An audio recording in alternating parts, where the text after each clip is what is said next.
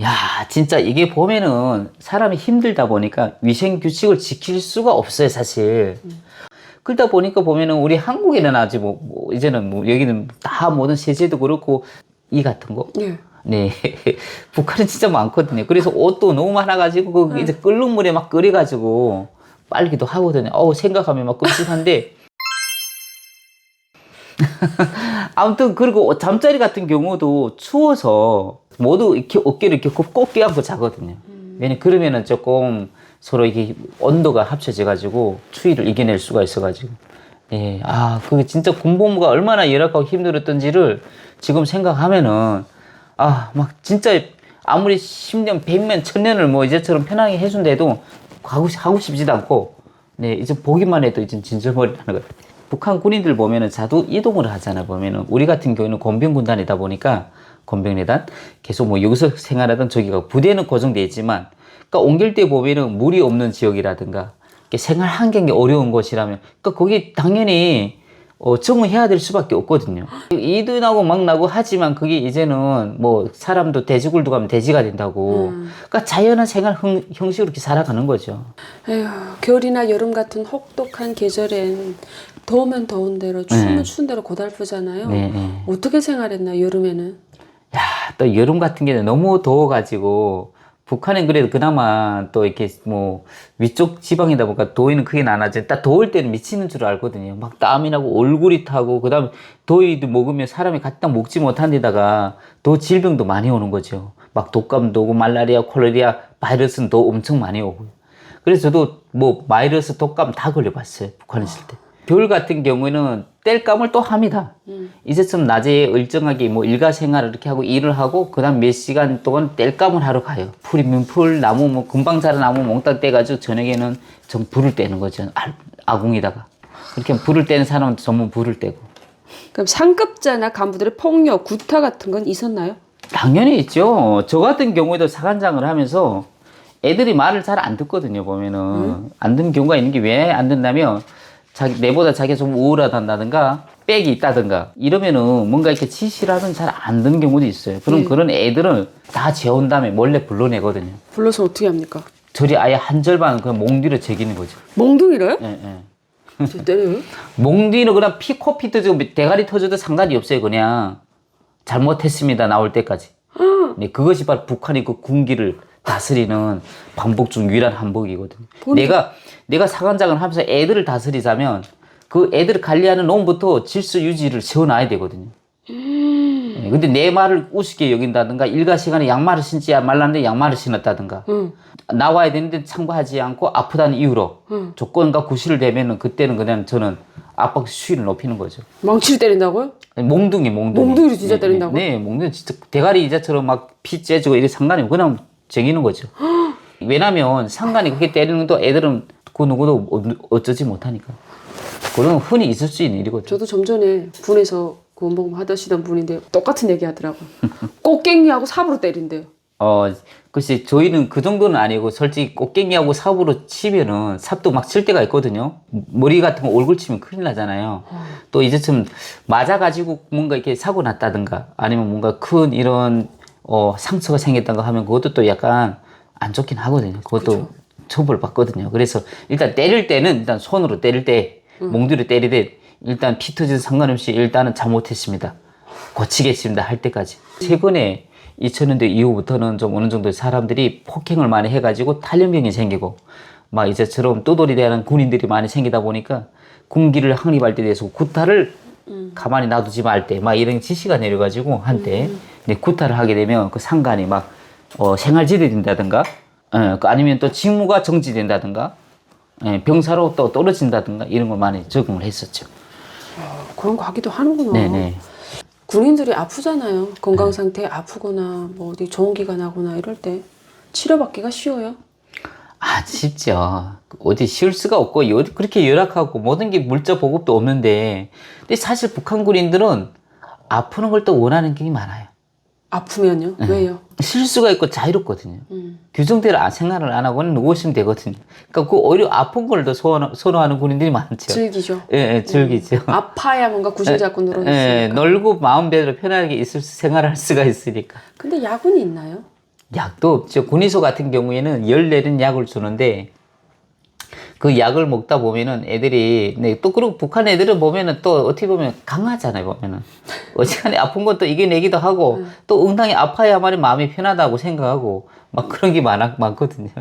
자, 심리와 사상 통제에 대한 내용인데요. 정치 학습이나 사상 교육은 북한군에서 얼마나 자주 이루어지나요? 아, 그거는 엄청 강하게 하죠. 왜냐면 북한에서 우선 군기가 없으면은 집단 자체가 유지가 어려워져요. 망나니 부대가 되는 거죠. 배고프고 굶주림 좀 허덕이면서도 그 집단의 그런 통제가 있기 때문에 그나마 견뎌내고 정신력으로 지금 뭔가 그나마 유지가 되는 거죠. 매 주마다 생활청하고 허상 비판도 수위가 높고요. 병사가 군관도 막 이제 비판을 합니다. 뭐 같이요? 예, 예. 병사가 군관. 네, 그 정도예요. 그러니까 그만큼 높은. 근데 그걸 가지고 뭔가 대꾸를 했다든가, 뭐 복수를 한다든가 하면 더 큰 제재가 차려지는 거죠. 그렇죠, 군관한테. 그렇죠. 그러니까 이것만 확고하거든요. 네, 그래서 도둑질하고 뭐 이런 거는 조금 네, 흘러가는 자율수는 잃은 것 같지만 이런 정치 사상 교육 시간이라든가 이런 생활 총화라든가 네, 이런 시간만은 확고하게 지키는 거죠. 군에서도 배고픔 다음에 또 생활총화가 가장 어려웠을 수도 있겠네요. 그렇죠. 네, 맞습니다. 그러면 돈이 있거나 배경이 좋은 병사와 돈이 없고 배경이 좋지 않은 그런 병사 사이에 간부들이 대하는 데 있어서 장교들이 좀 차이가 있나요? 많죠. 벌써 이게 같은 직급 병사인데도 가족이 잘 산다. 뭐 이제 부모들이 뭔가 이렇게 자꾸 후원을 해준다 싶으면 걔들은 어떻게 보면 좀 많이 힘든 일에 빠지거든. 아휴. 예, 예, 많이 빠져. 위생병을 한다든가, 뭐 직일병을 한다든가. 네, 쉬운 일을 하는 거죠. 근데 이게 전혀 없는 애들은 계속 일을 할 때도 끌려가야 되고, 훈련할 때도 끌려가야 되고, 그다음 모든 일에 참가한다면 되고, 네, 이런 차별화가 있는 거죠. 군에서 연애하면 어떻게 되나요? 연애했다. 동네 나가서 어떤 여자랑 사귄다. 네, 그러면 그게 제기만 되면은 엄청 문란해진다고, 군기가 떨어진다고 해가지고 엄청 강하게 통제를 하고 있다. 그 사긴 같은 거 몰래 사귀는 건 괜찮지만 또 군인들 보면은 어느 정도 사갈이 돼야 그래도 자주 외출할 수 있는 시간이 있는데 만약 그렇게 됐다 해서 문제가 생기면 생활지대가 될 수 있는 기 때문에 함부로 좀 조심 있게 하는 게 좀 있는 거죠. 에이구. 그러면 군 복무하는 기간 10년 동안 휴가 몇 번 다녀오셨습니까? 이것도 북한 군 인간으로서 누려야 될 어떤 권리에 해당하거든요. 북한엔 규정으로는 돼 있거든요. 1년에 뭐 있으면 보름이면 보름 동안 뭐 집에 갔다 오는 경우가 있는데 근데 북한에는 집에 갔다 오면 뇌물을 준비해야 되거든요. 뭐 대장, 지도원, 무슨 분대장 이걸 준비하다 보면 부모님들이 힘들어서 못 견뎌요. 그리고 북한의 실태를 잘 아시잖아요. 교통수단. 만약 내가 평양에서 공부만 하는데 고향에 간다고 하면은 보통 열흘이 걸립니다. 네, 기차도 연착이 되고 자동차도 도로도 안 좋고 뭐 전기 이것저것 사가 그 집에 갈 때쯤 되면 휴가길이 끝나는 거예요.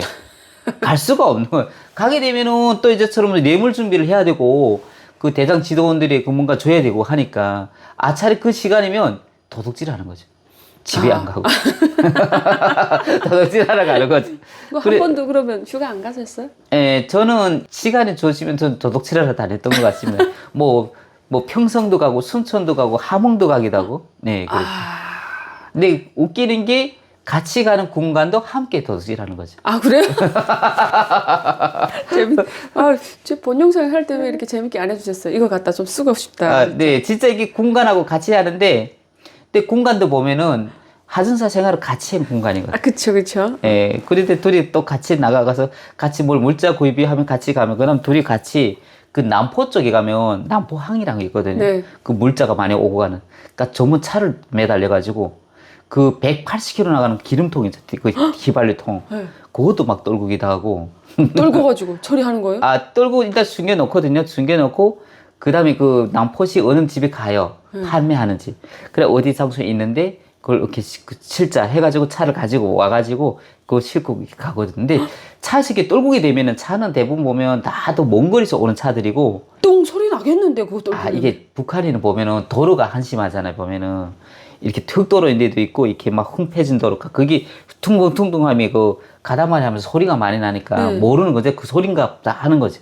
그리고 밤에는 뒤가 안 보이잖아요. 밤에 하는 거죠? 네, 다 밤에, 낮에는 못 하는 거죠. 난 낮에 한다는 줄 알았어. 밤이면 가능하겠네요. 야, 그런 거 하나씩 그래 떨어뜨려가지고 둘이서 나눠서 돈 쓰는 거예요? 그렇죠. 그리고 보면은 또 어차피 공간이는 한 70% 가지고 난 한 30% 가지고 사실은 물자 구입이요 뭐 명목을 하면서 도둑질하러 나가는 경우가 우리는 많았죠. 너무 웃긴데요?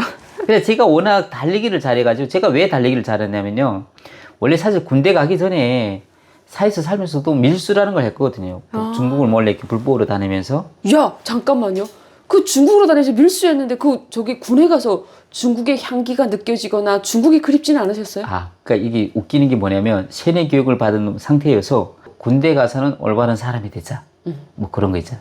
영웅이 된다든가 뭐 별을 달아가지고 뭐 군관이 되겠다는 그런 꿈으로 생활을 했던 것 같아요. 그래도 중국 생각이 안 나던가요? 조금씩 나죠. 거기 가면 그래도 영화도 보고 부르자 영화도 보고 이것저것 보고 했는데 생각이 자주 나죠. 근데 그 어떻게 군다 복무하면서 군복무하면서 그 묘세 가면 안 되고 아무튼 그래도 예, 저는 남들처럼 창고장도 하면서 원래 그 영상들도 많이 봤던 것 같습니다. 창고장 군에 있을 때요? 예. 무슨 영상이요? 평양에도 보면 이렇게 한국 영화들이라든가 이런 개그맨 같은 거 중국 영화들도 많이 실수 없이 많이 다녀요. 그럼 북한 군에 있을 때 한국 영화 뭐 보셨어요? 나는 그때 본 게 보니 이제 좀 장군의 아들 같은 거 우리 군간 집 사택이 있거든요 주변에 다. 저는 창고장 하면서 보면은 쌀 가지고 나가가지고 이런 반찬 가미를 바꿔요. 그러니까 쌀 팔아서 반찬감 사서 그 군간 집에서 그 요리를 해서 또 가져와서 군간들 접대해주고 그런 일을 많이 했거든요. 네, 그러면서 아마 사용했던 것 같아요. 사실상 끝내주네요. 복무 기간 동안 그러면 가족을 본 적은 있나요? 가족을 만나본 적. 가족이요? 네. 글쎄, 이 부분은 제가 어떻게 말씀해 드릴지 모르겠지만, 제가 고향에 있을 때 부모님들이 돌아가셨어요. 이미 군 나갈 네, 때. 네. 그러니까 생략할게요. 막상 제대를 해서 고향에 와 보니까, 네. 갑자기 나를 반겨주는 사람이 없더라고요. 이게 사이 모습이구나. 그런 걸 좀 느꼈던 것 같은데. 그러니까 이게 사이 나오니까 도둑질 할 수가 없잖아요. 근데 군복무 할 때는 군복을 입었다는 의미로 도둑질 해도 눈 감아주는 경우가 많았고, 응당한 것처럼 얘기해왔지만, 왜 힘드니까. 근데 사이 나와서 하면은 잡히면 도와주는 놈이 있고, 봐주는 놈이 있고, 그때는 영영 묻혀야 되고, 또 입당을 했으니까, 당운이라는 그런 지체감이 또 있고. 그러니까 이건 오직 기술로 살아야 되겠다. 군대 있다가 결국 젊었을 때 좋긴 좋았구나, 도둑질하면서 마음 편해. 예, 좀 그랬고. 그리고 일단 사이 나오면서 책임감이라든가 무게감 같은 거. 결국 이런 과정을 통해서 뭐 중국을 통해서 한국도 알게 되고, 결국 내가 자유를 더 알게 되고 찾아온 계기가 되지 않았는가. 자, 탈영하거나 자살을 시도한 병사가 북한군에 있나요? 예, 자살 시도 있나요? 당연히 있죠. 진짜요? 네, 그렇게 자살 시도해서 죽은 애들도 있고요. 약을 먹고. 네, 그리고 자기들로 죽겠다고 목조이게 해가지고 창고 같은 데 들어가서 그런 애들도 있죠. 주로 그 이유는 뭔지 모르고 그러니까 이제 좀 자살하는 경우에는 애들이 힘들었을 때 창간한테 폭행을 당했다든가 이제 좀 또 자기도 의식적이지 않은 일에 휘말려 들어갔을 때 그 억울함 때문에. 억울함 때문에. 탈북 후 한국에서 군인들이 인권이 상당히 올라가 있다는 걸 어떤 부분을 보고 느꼈어요? 우선 우리 군인들은 휴가가 휴가. 그쵸. 휴가가 있잖아요. 그리고 어디 때문에 표창 휴가 모이고 그리고 또 이제처럼 월급이 또 있잖아요. 그 돈을 가지고 저축하는 군인도 있고 그리고 내가 이제처럼 생활하는 모습을 보면 여유롭게 생활을 해요. 뭔가 이렇게 북한처럼 일가 짜여가지고 뭔가 이렇게 스트레스 받으면 생활하는 게 아니라 행복하게 웃으면서 즐겁게 벌써 걸음을 걸어도 여유 있고 이게 그리고 또 군복무가 짧잖아요. 그러니까 청춘들 그 젊은 청춘을 헛되지 않고 그냥 딱 이렇게 뭔가 배울 점만 딱 배워주고 사회 진출할 수 있게끔 이게 너무나 좋은 것 같아요. 네, 전화도 가지고 있잖아요. 핸드폰. 북한에서는 항상 할 수 없죠. 당연하지. 하전사가 핸드폰 가지고 있을 수가 없는 거, 병사가. 그럼 군기가 떨어지고, 그러면 결국 비밀이 탄로나고 하니까. 한국은 자연스럽게 뭐 어떠한 시간에는 핸드폰을 사용하더라고요. 근데 요거 또 이렇게 안보 강의도 다니면서 어떤 장병님들도 사진을 찍자고 하는 분들이 많이, 핸드폰이 있네. 네, 바로 그래야 사진을 찍고, 네, 이렇게 해서 지금 몇 번 있긴 있었거든요. 그 모습을 보면서 진짜 우리 한국은 선진국이기도 하면 너무 자유롭고 다시금 느끼는 계기가 되는 것 같습니다.